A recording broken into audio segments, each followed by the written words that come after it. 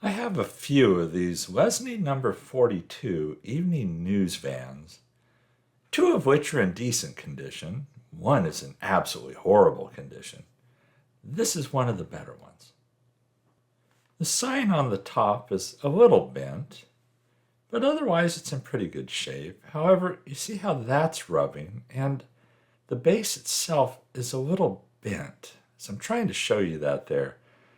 So I will need to straighten that out.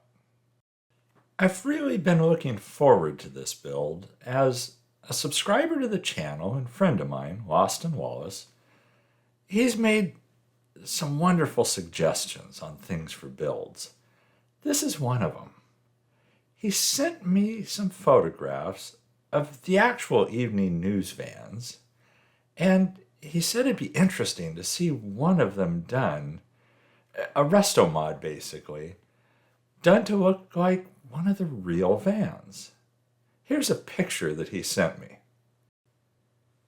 So this is basically the look I'm going for that you see up there on the right, with the short story banner on the top, a little more detail on the vans themselves, more wording on the vans. And I did refer to some other photos that he sent, and I did some research online to get a better look at them. So that's the goal on this. Where it ends up is close, but not without after a few difficulties along the way, to put it mildly. I guess that's the wrong way to put it. It wasn't several difficulties, it was one major difficulty. The signage on the top was easy enough to get out of there. It just had that post holding it in place. I thought about drilling and tapping the post and using a screw to hold it in place on the final build. Then I decided against that. I thought, I'll just CA glue it in place. It's a pretty snug fit as it is. Now, I had to get the wheels off. I don't change the wheels at all on this. I mean, I clean them up a little bit. But I use a small Dremel tool to basically grind off the end of the axle that's been rounded over. Once you grind that off, it's really easy to just slide that wheel off, and then you slide the axle through the base and take the wheel off the other side, as you see here. I don't show you both of them. Now at this point I had used citrus strip to strip the paint. Had gone over it with the Dremel tool with one of the red Scotch-Brite buffing pads. The casting itself wasn't in bad shape, but as you can see from the filing, you can see how it's bringing out some things that aren't quite level or clean. So I did need to do a little work on that. As I do on most castings, it seems like there's always some filing that needs to be done. And this wasn't any different than those. The casting lines aren't horrible on this. But there's definitely some lines I needed to get rid of. A really rough edge above the back doors there that I tried to clean up a little. It's a tough balance because you want to keep a line there, yet it's so horrific of a line that you also want to clean it up. And because of how it's on the curve, it makes it really difficult. So I worked it as best as I could and left it at that. Obviously, this is highly sped up. You don't see all of the footage of this. But I do clean it up a little. The rest of the sides and everything weren't too bad. There's no taillights on this. And I'm not going to add any. I try to make this a restoration only with like a different livery in a way. It's almost how you could consider it. It's just with different signage. So once I had that cleaned up, I thought, oh yeah, I need to drill the front post. There's only one post. There's a tongue that goes in the base that goes into the back of the body. And then there's the one post towards the front. It's a good size post, so you can put a 256 screw into it. So drilled it and tapped it, the usual way that you see me doing this stuff. I do like tapping these when I can. I don't use a lot of self-tapping screws. I kind of go back and forth. I'll go through for a while with self-tapping screws, then other times I just enjoy tapping the posts once I've drilled them out. It's hard to say on any one build what I'm going to do ahead of time. So here you see me, I'm trying to grab a 256 screw here off to the right. You can't see the little jar of the 256 screws. But I wanted to get a longer one. And I've mentioned this before, how I like to put a longer screw into it while I'm working on it. And you can see that one's used. That has paint on it from before. Because the longer screw gives me a better chance to hold it with the helping hands. It's just a better grip for me. So, let me straighten that up, zoom it out a little bit. There's the IPA. And so it's all cleaned up at this point. I dip it in the IPA, and then I'll go over it with the blue shop paper towels. They're a little bit heavier than, say, your Bounty paper towels. They're just really durable. If you haven't used them before, which I'm surprised if you haven't, but excuse me, they're really handy to use.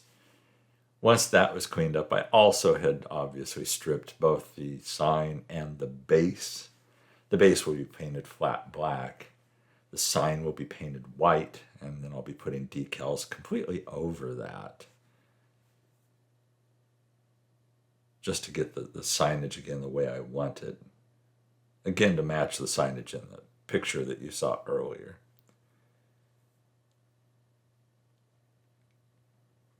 I had straightened out the base at this point. I had done it off camera. It wasn't that bad. Here's the decals I made. I ended up making an additional decal that I'll explain in a little bit. But I'm really happy with this decal set. It wasn't complicated. It was just a matter of getting the fonts right, getting the sizes right. But I needed to do two-tone paint. And there you see what happened. It went badly. So I ended up stripping this again and painting it again with the Tamiya camel yellow that you see there. And I came up with a different idea for the black top that worked a lot better than it did in this case. So there you see the sign while I'm in the process of repainting the body again. The sign was ready for the decals to go on. It didn't have any problems. So there you see it on both sides. That worked really well. Then on the body, I don't show me putting on all of the decals because there's just a lot of decals that go on here. But here's an idea for what I'm doing for the layout. Then I put the sign on the side, and then for the truck number, I chose 289. The axles themselves needed to be cleaned up, and they were nice and straight. And axles couldn't have been better other than needing to be cleaned up. So I hit them with the flits. And then what I like doing on that is then you throw them in the chuck of the drill. You be careful when you're doing this so that you don't snag the fabric. But it's a nice way to polish these things up fast. They turn out really nice.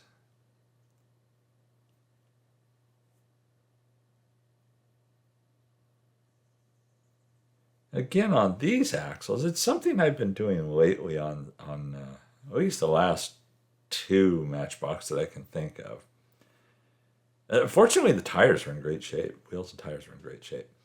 I feed them through the chassis, put the wheels on the other side, and then off camera what I do is I just put a little ball of CA glue on the end of the axle. And that ends up holding those wheels in place on the other side. I mean, they obviously wouldn't stand up to heavy play wear, but this thing's not going to be played with.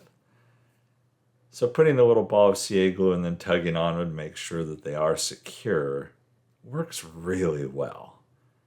And, you know, it rolls like a champ, or as I've said before, it rolls like a Lesney. So, yeah. So there you see it. And that top, that black top, in case you're curious, that's a decal. It's actually one large decal across most of the center, and then some edge decals because of the curve on the sides. So they were more like strip decals. And it worked really well. I mean, and I'm not saying this build is perfect. There's some flaws in it if you look closely. Maybe not that closely, and you can still see them. But I'm really happy with how that turned out. And obviously the lines are pretty crisp because they're a decal. The corners, basically the decals go across, but then the very corners aren't decals. They're just black paint that I painted around each corner. And you can't really tell the difference when you're looking at it. Again, the base I painted flat black. But I've used decals like that before in that kind of situation where I'm trying to cover an area with either white or black. And as you know, I rattle can paint. It's difficult a lot of times because of the heaviness of rattle can paint to do some things like that, to get those fine edge stripes that you would like. And so if you can cheat and use a decal, it works. Yeah, it rolls like a Lesney. So there's where we started. This was one of the two better condition of the Lesney number 42s that I had. And as you can see, it's pretty plain. There's nothing to the back of it. I do decals for the windows on it, and I do put the Evening News logo on the back. I add to the wording on the sides. I put the wording, the Evening News wording across under the front windshield as well, and I really detailed out the grille on the final result, as you see here. So I think it's a more detailed look. I think it's a Restomod because it's not just a restoration. I was happy with the black for the back windows, those decals. So all in all, it's still a really basic little vehicle. And yet I think the grill detail really helped. And that was kind of to match one of the ones in the picture that I saw. But I hope, Loston, if you're watching this is kind of what you had in mind for this build. Kind of what you hoped for it as the result. I have plans for another one of these. I'm going to do a little differently. But here you see the group. There's the one I just did on the right, the one that's a little bit better on, or not better, but old, unrestored on the left, and the one that's beat to hell on the back. Loston, thanks for the suggestion. I do appreciate it. There's some more glamour shots coming up here. And everybody, I hope you like this too. It's not a straight restoration, but yet it's not that wildly different. So, hope you like this build. Thank you for watching my videos. Give it a thumbs up if you like it. Everyone stay safe and healthy out there. And I'll catch you in the next one.